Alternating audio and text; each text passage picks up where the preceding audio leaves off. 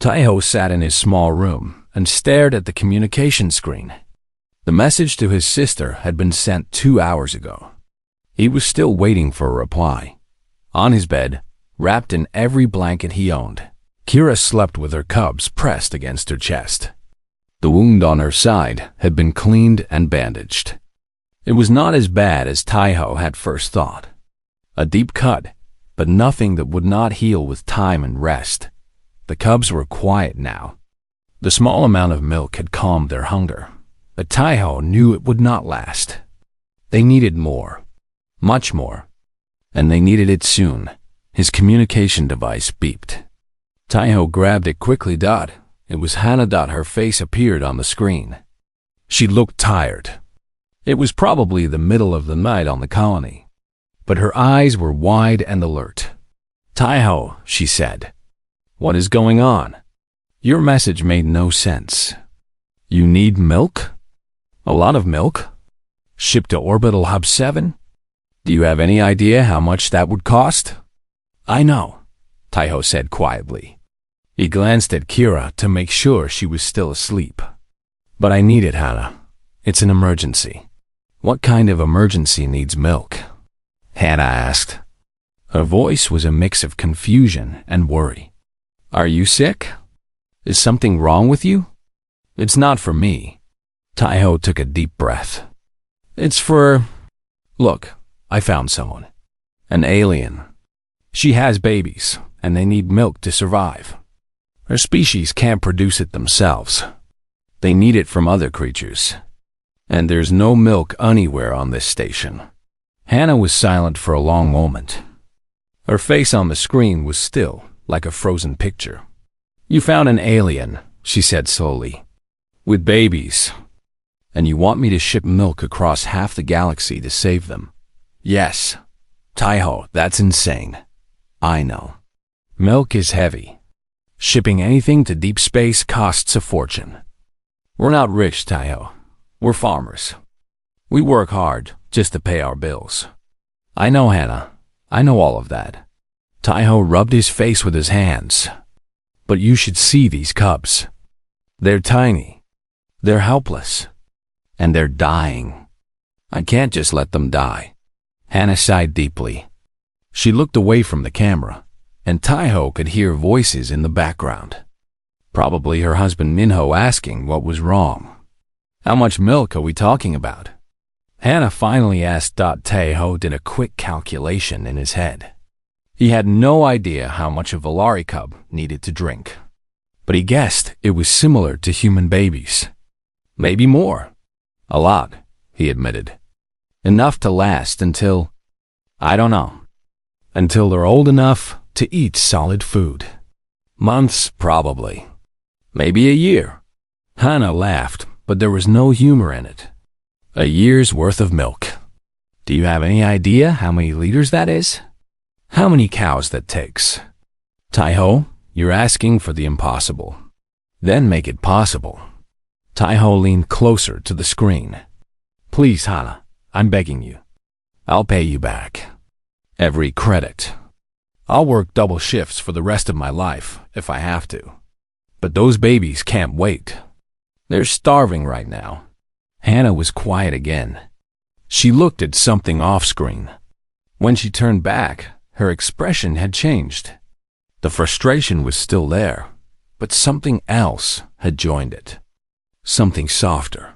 Show me, she said. What? Show me the babies. Point the camera at them. Taiho hesitated, then turned his device toward the bed. The camera focused on Kira and her cubs. In the dim light of his room, they looked small and fragile. The cubs were curled against their mother's chest, their tiny paws twitching in their sleep. Their gray and white fur was soft and downy. They looked innocent. Helpless. Taiho heard Hana make a small sound. When he turned the camera back to face himself, he saw that her eyes were wet. They're so small, she whispered. I know. And they're really dying? Without milk? Kira says they'll be dead within a week. Maybe less. Hana wiped her eyes and took a deep breath. When she spoke again, Her voice was firm. "Okay," she said. "I'll do it." Taiho felt relief flood through his body. "Thank you, Hannah. Thank you so much." "Don't thank me yet. This is going to be complicated." Hannah's mind was already working on the problem. "We have enough milk here on the farm. That's not the issue. The issue is shipping. Milk spoils fast. We'll need to use cold storage containers. Military-grade ones. Those are expensive. I'll pay for them. And the shipping itself. The fastest route to Orbital Hub 7 takes what? 3 days? We'll need priority shipping. That costs even more. I'll pay for that too." Hannah gave him a long look. "Taiho, do you even have that kind of money?" Taiho thought about his savings. 3 years of work. 3 years of living in a tiny room and eating cheap food. He had been saving for something. He was not even sure what anymore. A better life, maybe. A way back to Earth. "I have enough," he said. "Just tell me how much." Hannah typed something on her end. Numbers appeared on Taiho's screen. His stomach dropped. It was a lot. More than he had expected. It would take almost everything he had saved. 3 years of work, gone in one moment. But then Taiho looked at the sleeping cubs on his bed. He thought about how they had cried when they were hungry. How weak and thin they had looked. How Kira had begged him with tears in her eyes. "Do it," he said. Hannah nodded. "The first shipment will go out tomorrow morning. It should reach you in 3 days. I'm sending enough for 2 weeks. After that, we'll set up regular shipments. Monthly, maybe. Thank you, Hannah. Really, I owe you everything." "You owe me nothing." Hannah's voice softened. "You're my brother. This is what family does. We help each other." She paused. "And those babies? No child should starve. Not anywhere in the universe." Taiho felt his throat tighten. Those were his exact words to Kira.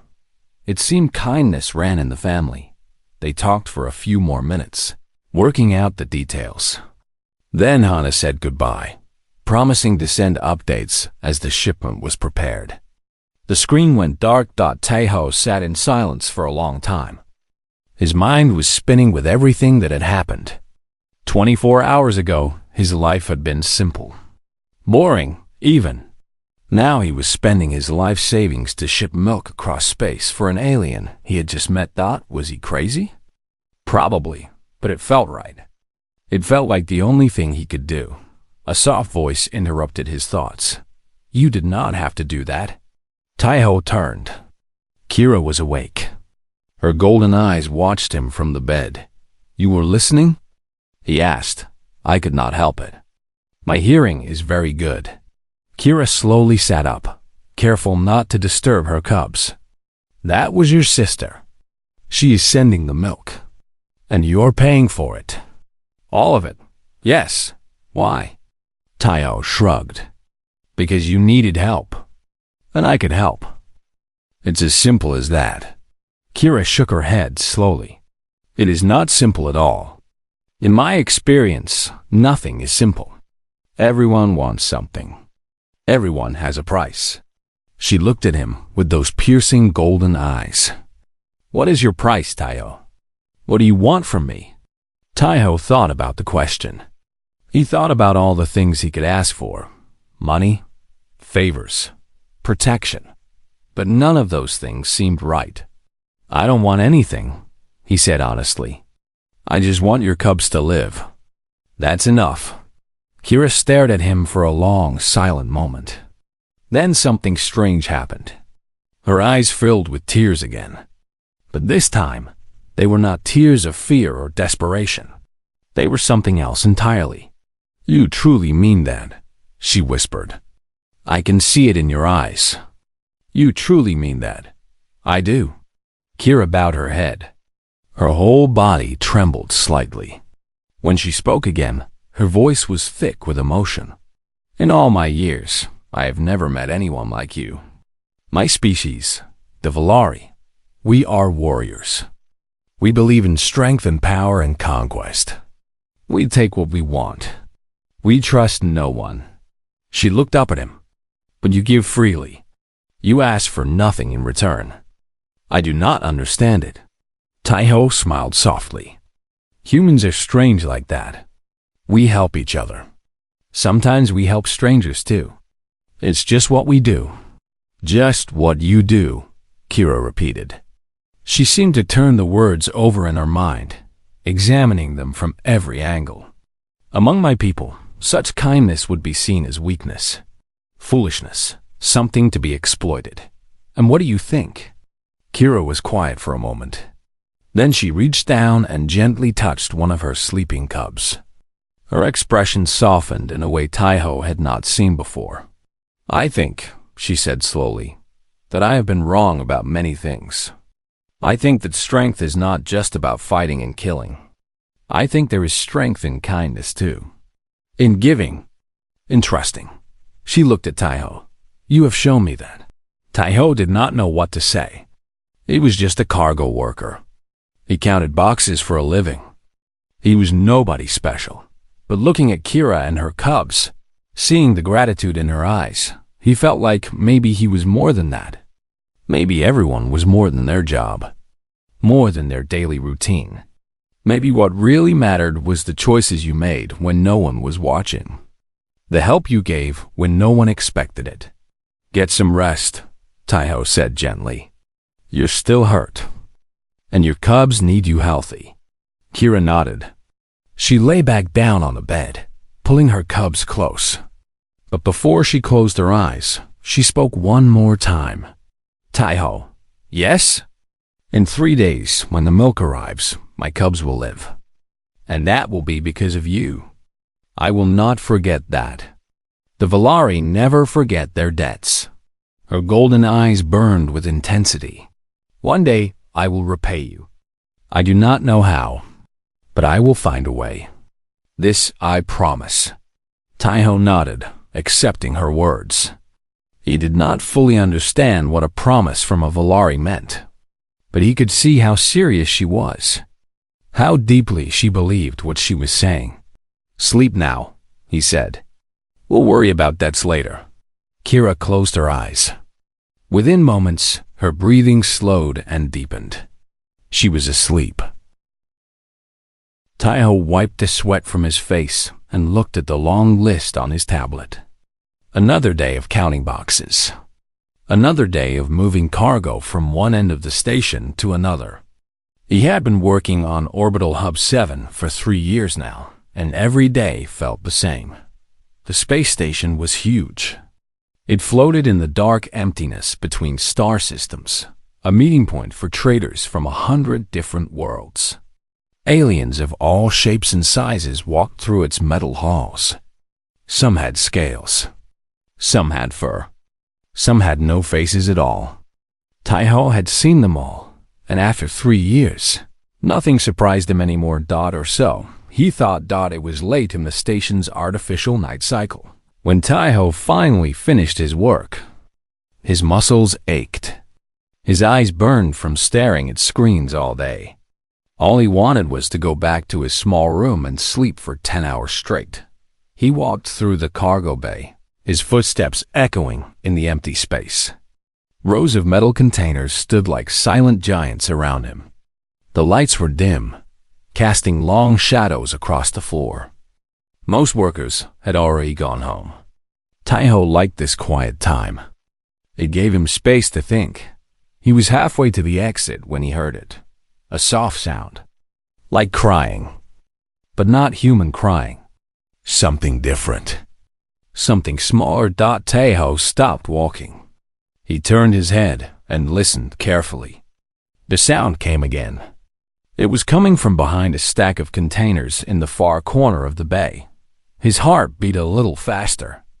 Strange sounds in empty cargo bays were never a good sign. There were stories of smugglers hiding in stations like this. Pirates too? Taiho thought about calling security. That would be the smart thing to do, but the sound came again, and this time Taiho heard something else mixed with it. A voice, weak and desperate, speaking words he could not understand. Against his better judgment, Taiho walked toward the sound. He moved slowly, keeping his body low. His hand found a metal pipe on the floor, and he picked it up. Just in case, the containers formed a maze of narrow paths. Taiho followed the sound through them, turning left, then right, then left again. The crying grew louder. The voice grew clearer. It was definitely alien. The words had a strained rhythm to them, full of soft sounds and rolling syllables. Taiho turned one final corner and stopped in the shadows between two large containers. A figure sat huddled against the wall. It was an alien. Female, Taiho guessed, based on her body shape. She was tall, maybe 2 meters if she stood up straight. Her body was covered in short fur, a mix of gray and white, like storm clouds. Her face was narrow and sharp, with large golden eyes that caught what little light there was. 2 pointed ears rose from the top of her head, and a long tail curled around her body. She looked like a cat. A very large, very humanoid cat. But that was not what made Taiho's breath catch in his throat. In her arms, pressed tight against her chest, were 3 small bundles. Cubs. Baby aliens. They were tiny, no bigger than human newborns. Their eyes were closed, and their little mouths opened and closed weakly. They were the source of the crying sound. Small, desperate mules that cut through the silence like knives. The alien mother looked up at Taiho. Her golden eyes were full of fear and pain and something else. Hope. Terrible. Desperate hope. She spoke again in her strange language. Taiho shook his head. "I don't understand," he said softly. "I'm sorry. I don't speak your language." The alien's ears flattened against her head. She looked down at her cubs, and Taiho saw tears forming in her eyes. Real tears. They rolled down her furry cheeks and dripped onto the floor. Then she looked back at Taiho and said one word. One single word in broken, terrible galactic common. "Please." Taiho felt his heart twist in his chest. He lowered the metal pipe and took a slow step forward. The alien flinched but did not run. She was too weak to run. Taiho could see that now. There was a dark stain on her side. Blood. She was injured. "You're hurt," Taiho said. He kept his voice calm and gentle, like he was talking to a scared animal. "Let me help you." The alien shook her head violently. She pulled her cubs closer to her chest and spoke again, faster this time.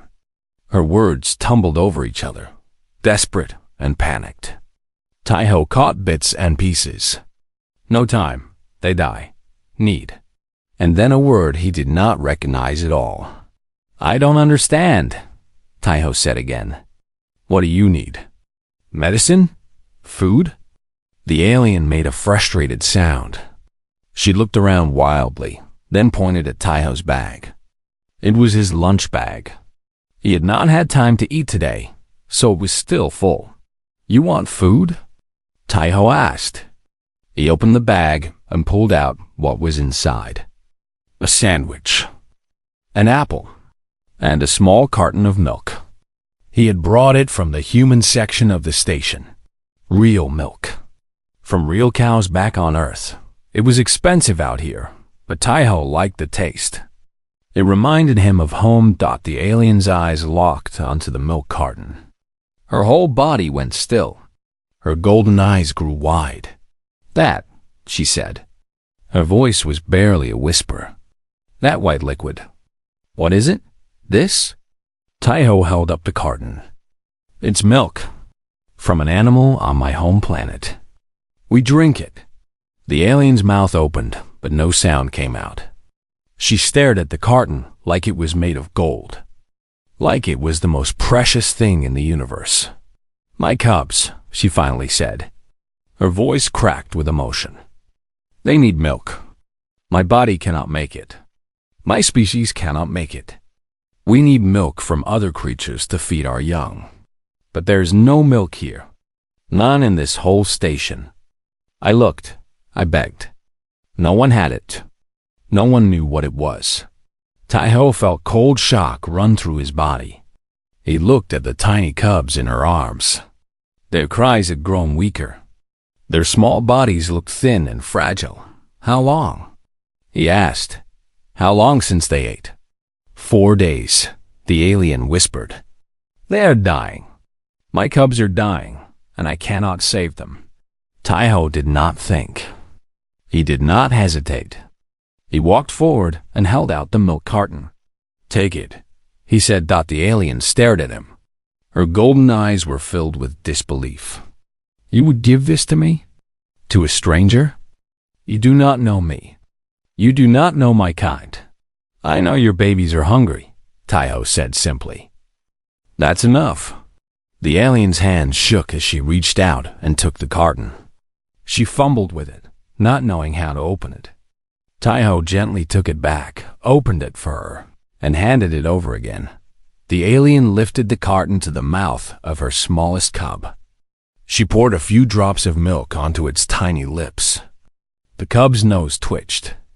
Its mouth opened, and then it began to drink. A sound escaped the alien mother's throat. Half laugh, half sob. She moved to the second cub, then the third. Each one drank the milk eagerly, their small bodies coming alive with each swallow. Taiho watched in silence. The carton was small. It would not last long. Already it was nearly empty. This is not enough, the alien said. Her voice was thick with tears. They need more. So much more. Where can I find more of this milk? Taiho's mind raced. Milk was rare on the station. The human section had some, but not much. And this alien clearly had no money, no connections, no way to get what she needed. But Taiho knew someone who did. My sister, he said. She lives on an agricultural colony near Earth. They have farms there. Cows. Lots of cows. She can send milk. Real milk. Enough for your cubs. The alien stared at him. Her golden eyes searched his face as if looking for a lie. She found none. Why? She asked. Why would you do this for me? You do not know me. I am nothing to you. Taiho looked at the tiny cubs in her arms. They had stopped crying. Their small faces looked peaceful now, their bellies warm with milk. Because no child should starve, Taiho said. Not human. Not alien. Not anyone. The alien was silent for a long moment. Then she bowed her head deeply, her ears flat against her skull. I am Kira, she said. I am of the Valari. And I will never forget this kindness. Human. Never. Taiho nodded. I'm Taiho, and you're safe now. Both you and your cubs. I promise. He pulled out his communication device and began typing a message to his sister Hannah. He did not know how he would explain this situation. A wounded alien cat mother hiding in a cargo bay with 3 starving cubs who needed cow's milk to survive. It sounded like something from a bad movie, but as he typed, Taiho felt something warm growing in his chest. Something he had not felt in a long time. Purpose. For 3 years, he had counted boxes and moved cargo. For 3 years, he had felt like just another small part of a big machine, unimportant, replaceable. But tonight, he had saved 3 lives with a carton of milk, and somehow he knew this was just the beginning. Taiho turned off the lights and sat in the darkness. In 3 days, the milk would arrive. The cubs would be saved. And then, what? He did not know. 3 days passed slowly. Each hour felt like a lifetime. Taiho had used the last of his milk on the 2nd day. After that, there was nothing left to give the cubs. He watched helplessly as they grew weaker again. Their cries became softer. Their movements became slower. The light in their tiny eyes started to fade. Kira held them constantly, never letting go.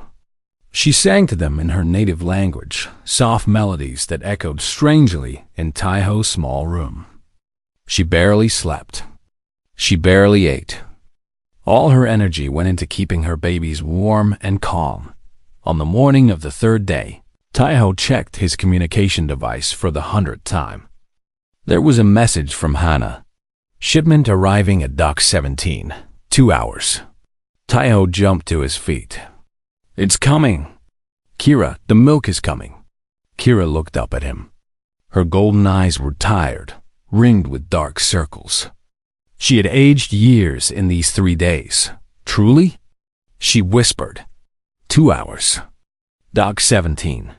I'm going there now to make sure everything goes smoothly. Kira nodded weakly. She looked down at her cubs. The smallest one, the one she called Suri, had not moved in hours. Its breathing was shallow and faint. Please, Kira said. Please hurry. Taiho did not waste another second. He ran out of his room and through the corridors of the station. People stared at him as he passed. A human running at full speed through the halls was not a normal sight. But Taiho did not care about looks. He did not care about anything except reaching Dock 17. The dock was on the other side of the station. It took Taiho 20 minutes to get there, even at a run. When he arrived, he was breathing hard and his legs were burning. But he made it. Dock 17 was a large cargo receiving area, filled with the sounds of machines and workers. Ships came and went constantly, unloading goods from across the galaxy. Taiho found the receiving station and checked the schedule. The shipment from Earth's agricultural colony was listed. Arrival in 1 hour and 40 minutes. Taiho sat down on a crate and waited. His heart pounded in his chest. His mind kept going back to Kira and the cubs. To little Suri, who might not last another 2 hours. Time crawled by. Taiho watched every ship that entered the dock, hoping each one was the right one. Most were not. Cargo ships from other systems. Trade vessels with alien goods. None of them carried what he needed. Then, finally, a ship appeared. It was small and fast, painted with the markings of a priority courier. It docked smoothly, and its cargo door began to open. Taiho was on his feet before the door was fully down. He ran toward the ship, waving his arms. The milk. Is that the shipment from the agricultural colony? The milk? A worker in a uniform looked at him strangely. Yeah, we got a cold storage shipment here. Name's on it. Taiho? That's me. I'm Taiho. The worker shrugged and handed him a tablet to sign. All yours, then. 6 containers, cold storage. Handle with care. Taiho signed quickly and looked at the containers being unloaded.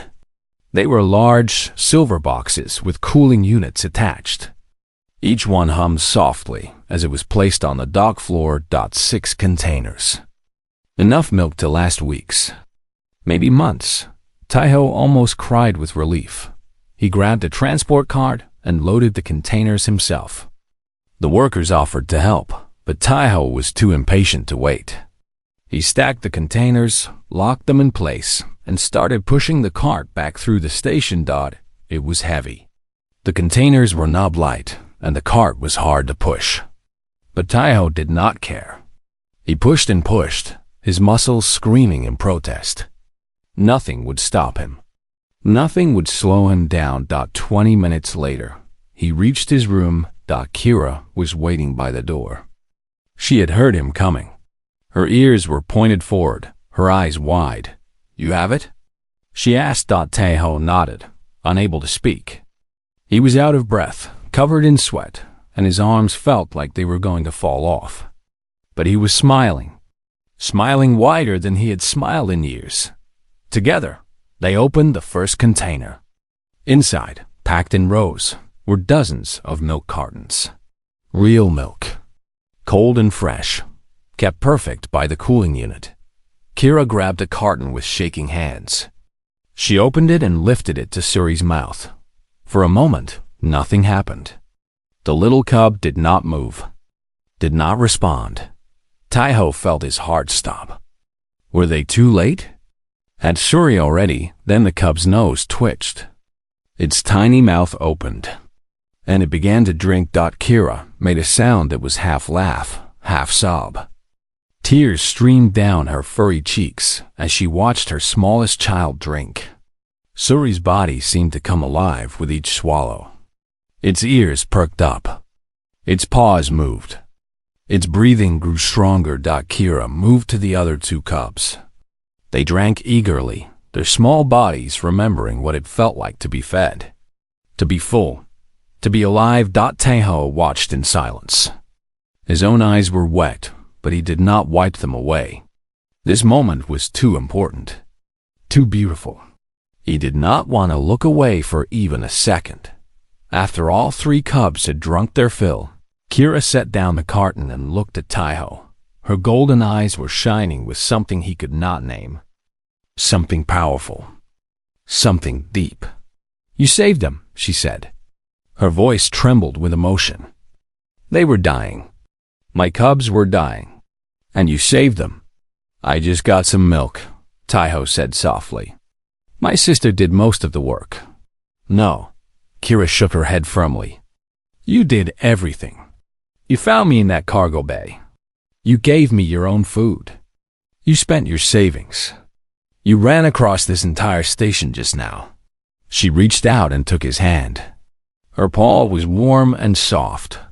"You saved my children, Taiho, all three of them. There are no words in any language to express what that means to me." Taiho felt embarrassed. He was not used to this kind of gratitude. He was not used to being important. "Anyone would have done the same," he said. "No." Kira's voice was firm. "They would not have. I have traveled across many star systems. I have met many species. And I have never ever seen the kindness that you have shown me." She squeezed his hand. "Your species is strange, Taiho. Strange and wonderful. You help those you do not know. You give without expecting return. You risk everything for strangers." "We're not all like that," Taiho admitted. "Humans can be selfish too. Cruel, even. Perhaps. But you are not." Kira looked into his eyes. "And I believe that you are not alone. I believe there are many humans like you. Your sister, for one. She helped too, did she not? She sent the milk when you asked." Taiho thought about Hana, about how quickly she had agreed to help once she saw the cubs, about how she had worked through the night to prepare the shipment. "Yeah," he said. "She's good like that." Kira nodded slowly. "This kindness, this willingness to help, it is powerful, Taiho. More powerful than weapons. More powerful than armies." She looked down at her cubs, who were now sleeping peacefully, their little bellies round and full. "It has given my children their lives back. And it has given me something else." "What?" "Hope." Kira's voice was soft. "For so long, I believed the galaxy was a cold place. A place where only the strong survived. Where kindness was weakness and trust was foolishness." She looked at Taiho. "But you have shown me that there is another way. A better way." Taiho did not know what to say. He had not expected his actions to mean so much. He had just done what felt right. "What will you do now?" he asked. "Where will you go?" Kira was quiet for a moment. She looked at her cubs, then at the containers of milk, then at Taiho. "I do not know," she admitted. "I cannot return to my people. Not yet. Perhaps not ever." A shadow crossed her face, and Taiho knew there was a story there. A painful one. But he did not ask. It was not his place. "You could stay here," he said. "On the station.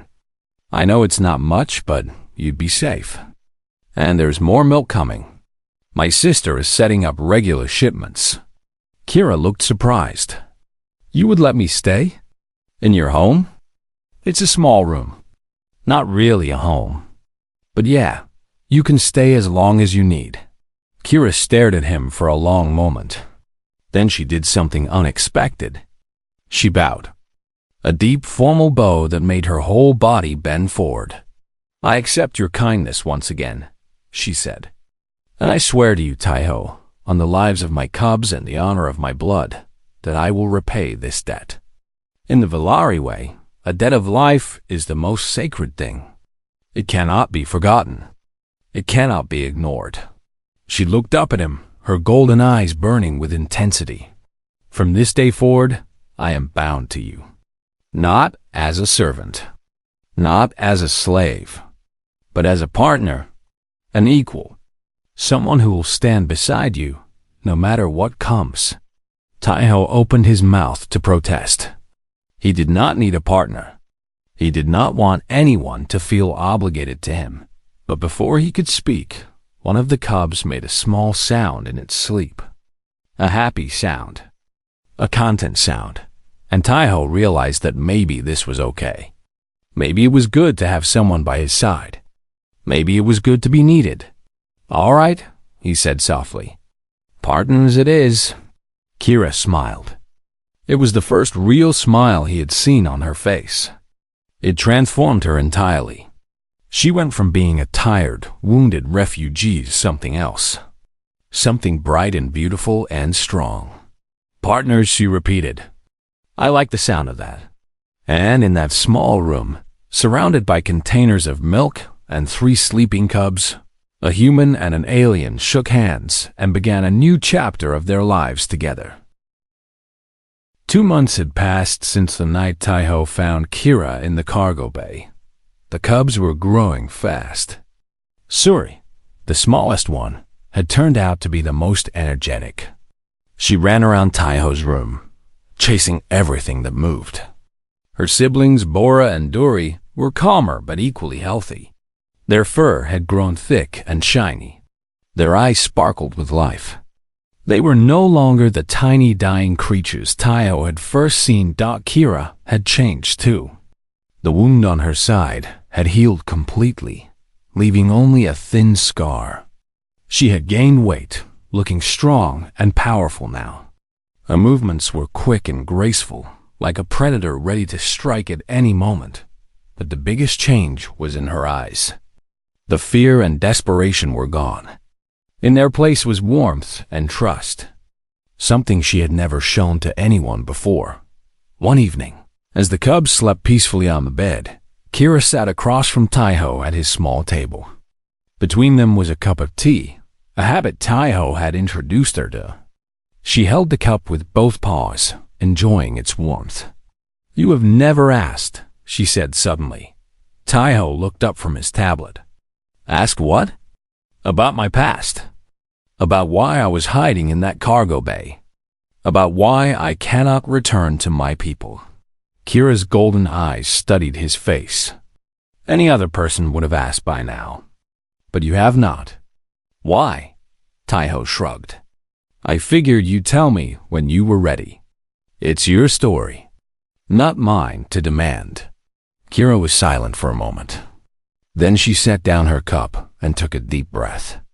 "I think I am ready now," she said. "I want you to know. You deserve to know."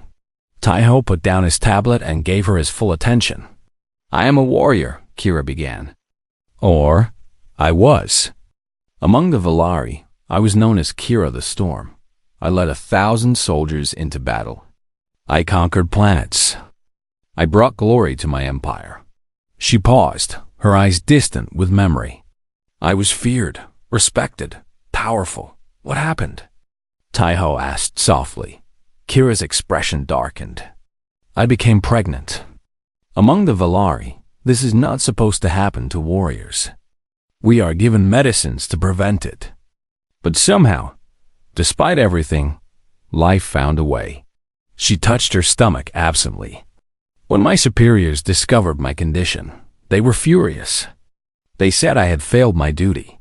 They demanded that I end the pregnancy and return to battle." Taiho felt a chill run down his spine.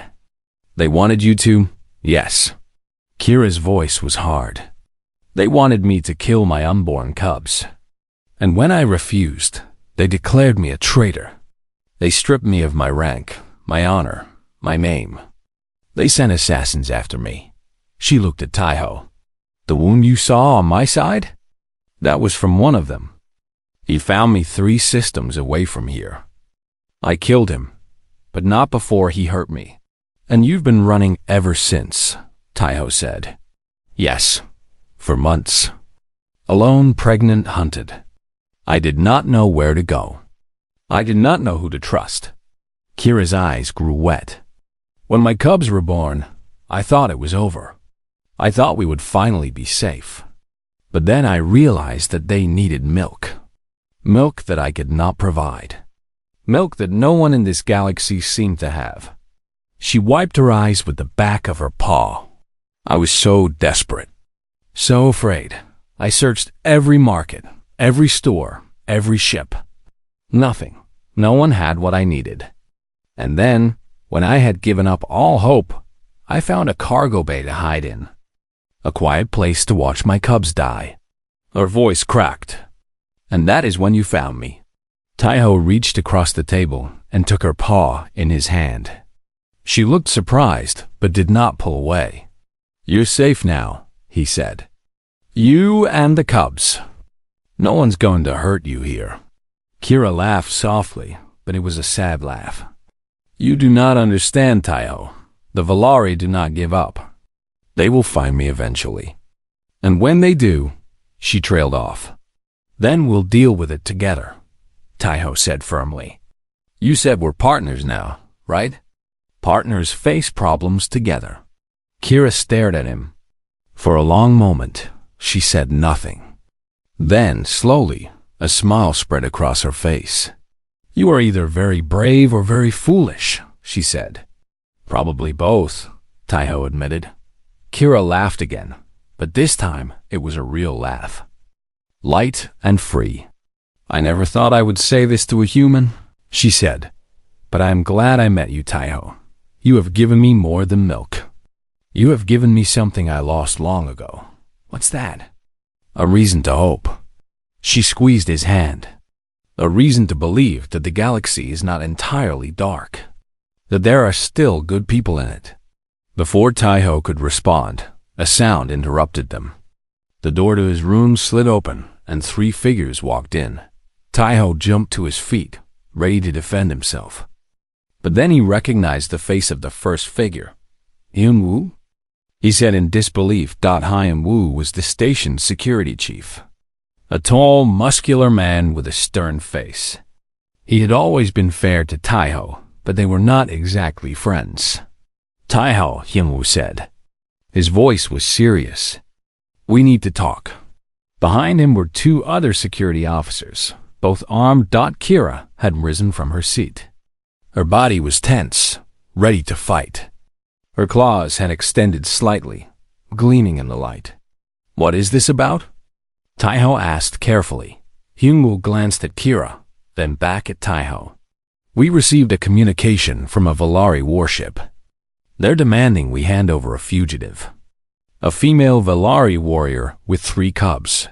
He paused. They say she's a dangerous criminal. A traitor to their empire. Taiho's blood ran cold. He stepped between Hyun-woo and Kira. She's not a criminal, he said. She's a mother. A mother who refused to kill her own children. That's all. Hyun-woo raised an eyebrow. You know her story? I know enough. And I'm telling you, if you hand her over to them, they'll kill her. They'll kill her and her cubs. Hyun-woo was silent for a long moment. His eyes moved from Taiho to Kira to the 3 cubs sleeping on the bed. The little ones had woken up from the noise and were watching with wide, curious eyes. The Valari are powerful, Hyun-woo said slowly. They're threatening to attack the station if we don't comply. They have a warship, Taiho. We're just a trading hub. We have no military, so you'll just hand her over?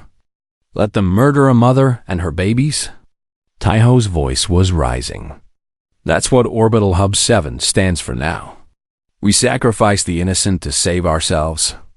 "Watch your tone," one of the security officers warned, but Hyunwoo held up a hand. He was staring at Taiho with an unreadable expression. "You really care about her," he said. "It was not a question. She's my partner, my friend.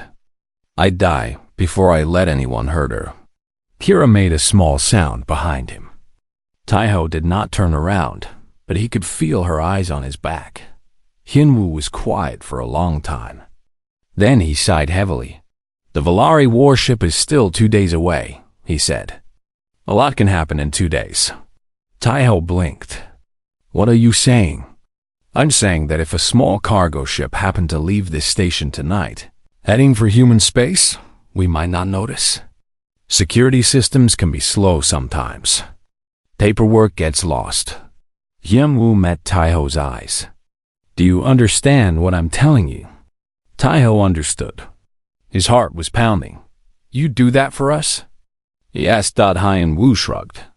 "The Valari want a criminal. I see no criminals here. Just a mother and her babies." He looked at the cubs on the bed. "My wife just had twins last month. I can't imagine anyone threatening them." He turned back to Taiho. "You have 6 hours. Make them count." With that, Hyunwoo turned and walked out. The other security officers followed, looking confused but obedient. The door closed behind them. Taiho stood in silence, his mind racing. Then he turned to Kira. "We have to go," he said.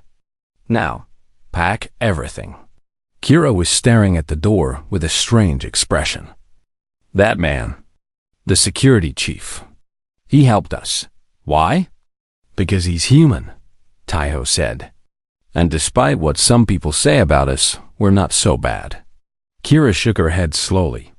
"I will never understand your species, but I am grateful for it." She looked at Taiho. "Where will we go?" "Earth," Taiho said. "My sister's colony. Should take us in. And once we're in human space, the Valari can't touch us. Humans protect their own. I am not human." "No, but you're with me. And right now, that's enough." Kira moved forward and did something unexpected. She wrapped her arms around Taiho and pulled him into a tight hug. Her fur was warm and soft against his skin. Her heartbeat was fast and strong. "Thank you," she whispered. "For everything." Taiho hugged her back. "Save the thanks for when we're safe. We still have a long way to go." Behind them, the cubs made happy sounds, unaware of the danger they were in, unaware that their lives depended on a human who had given up everything to save them. But as Taiho began packing their few belongings, he realized he had no regrets. Not one. This was what he was meant to do. This was who he was meant to be. Not just a cargo worker. Not just a counter of boxes, but a protector, a partner, a friend, and he would not let anyone take that away. 1 year later, the agricultural colony was beautiful in the morning light. Green fields stretched as far as the eye could see, dotted with grazing cows and tall silos. The sky was a perfect blue, something Taiho had almost forgotten after years on a metal space station. He stood on the porch of Hana's farmhouse, watching the cubs play in the yard. Suri was chasing butterflies, jumping and pouncing with the energy of a young hunter. Bora was climbing a tree, testing her claws and her balance. Dory sat in the grass, watching a beetle with intense concentration.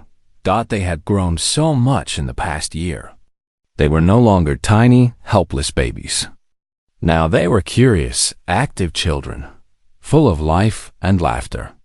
Their gray and white fur gleamed in the sunlight, and their golden eyes sparkled with joy. Kira sat beside Taiho on the porch, a cup of tea in her paws. She had never gotten used to human beverages, but she had grown to love tea. She said it reminded her of calm moments, of peace. "They are happy," she said, watching her cubs.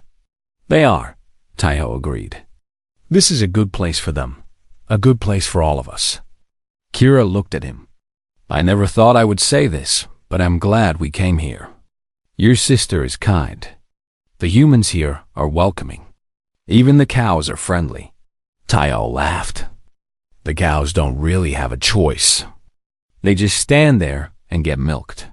Still, they are gentle creatures. I have grown fond of them. Kira paused. Is that strange? A predator who likes prey animals?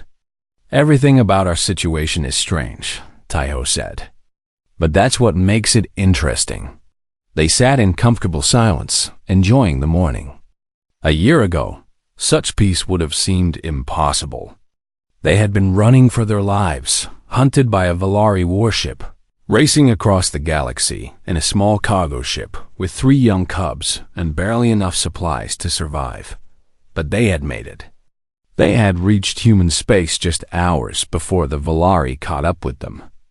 And when the warship demanded that Earth's government hand over the fugitives, something unexpected happened. Earth said no.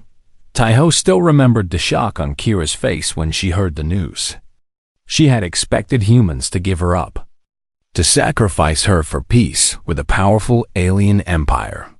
But instead, the human government had issued a statement that echoed across the galaxy. Humanity does not surrender mothers and children to those who would harm them. The Valari may claim this woman is a criminal. We see only a mother who chose to protect her babies. She will remain under human protection, and any attempt to take her by force will be met with resistance. The Valari had been furious. They had threatened war. They had made speeches about human arrogance and interference. But in the end, they had backed down. A war with humanity over one fugitive warrior was not worth the cost. And just like that, Kira was free. But that was not the end of the story. It was only the beginning. The news of what happened spread quickly. A human who had saved an alien mother with cow's milk. A government that had stood up to an empire for the sake of 3 small cubs. It was the kind of story that traveled far and fast. Within months, other aliens began to appear at human space stations. Mothers from different species, all desperate, all searching for the same thing. Is it true? They would ask. Is it true that humans have white liquid that feeds babies? Is it true that they share it freely? And the answer, to everyone's surprise, was yes. Earth had more cows than it knew what to do with. Milk was cheap and plentiful. And humans, it turned out, were happy to share it with those in need. It started small. A few cartons here, a few containers there. But it grew quickly. Soon there were entire programs dedicated to producing and shipping milk to alien species across the galaxy. Dairy farms expanded. New colonies were built specifically for cattle. What had once been a simple agricultural product became humanity's greatest diplomatic tool. The galaxy began to see humans in a new light. They were no longer just the strange mammals from a small blue planet. They were nurturers, caregivers, the species that would share their milk with dying alien babies and ask for nothing in return. Some called them foolish. Some called them weak. But many more called them friends. Kira thought about all of this as she watched her cubs play. She had never imagined that her desperate plea in a cargo bay would lead to such change. That her small family's survival would spark something so much bigger. You are thinking too hard, Taiho said. I can see it on your face. I am thinking about the future, Kira admitted. About what comes next. And what does come next? Kira was quiet for a moment. Then she turned to face Taiho fully. I want to help, she said. I want to do for others what you did for me. Taiho tilted his head. What do you mean?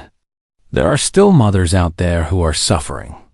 Mothers from my species and from others. Mothers who do not know about humans. Who do not know about milk. Kira's golden eyes burned with determination. I want to find them. I want to bring them here. I want to save their cubs the way you saved mine. Taiho considered this. It was a big idea. Dangerous, even. Going out into the galaxy to find desperate alien mothers meant traveling to unfriendly places. It meant risking capture or worse. But looking at Kira's face, seeing the fire in her eyes, Taiho knew she was serious. And he knew he could not let her go alone. "If you're going," he said, "I'm coming with you." Kira blinked. "You would leave this place? This safe, peaceful farm? I would follow you anywhere."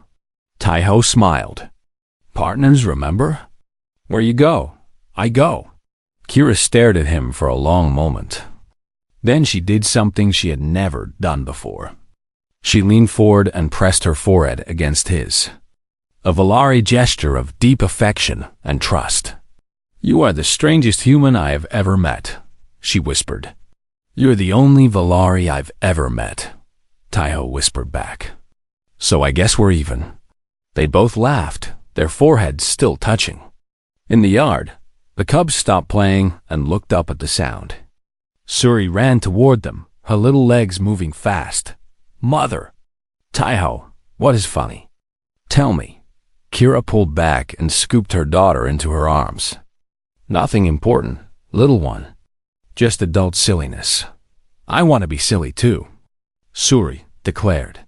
"You are always silly," Bora said, climbing down from her tree. "That is why you fell into the pond yesterday. That was an accident. You chased a frog into the water. The frog was being rude." Taiho watched the cubs bicker with a warm feeling in his chest. This was his family now. Strange and unexpected, but perfect in its own way. Hana came out of the farmhouse, wiping her hands on her apron. Behind her was her husband Minho, carrying a tray of fresh bread. "Breakfast is ready," Hana announced.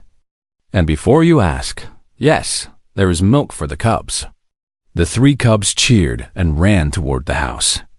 Kira followed them, but she paused at the door and looked back at Taiho. "Are you coming?" she asked. Taiho nodded. "In a minute. I just want to look at the view a little longer." Kira smiled and went inside. Taiho stood alone on the porch, looking out at the fields. A gentle wind blew across the land, making the grass ripple like waves on an ocean. Somewhere in the distance, a cow mooed. He thought about everything that had led to this moment. A carton of milk in a cargo bay. A desperate mother and her dying cubs. A choice to help when it would have been easier to walk away. Such small things. Such simple acts. And yet they had changed everything. Taiho did not know what the future held. He did not know how many more mothers Kira would find, how many more cubs would be saved, how many more lives would be changed by something as simple as milk. But he knew one thing for certain. He was exactly where he was supposed to be.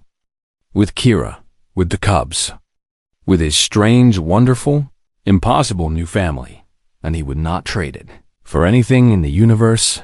He took one last look at the beautiful morning sky, then turned and walked inside to join his family for breakfast. Stop behind him. The sun continued to rise, filling the world with light and warmth.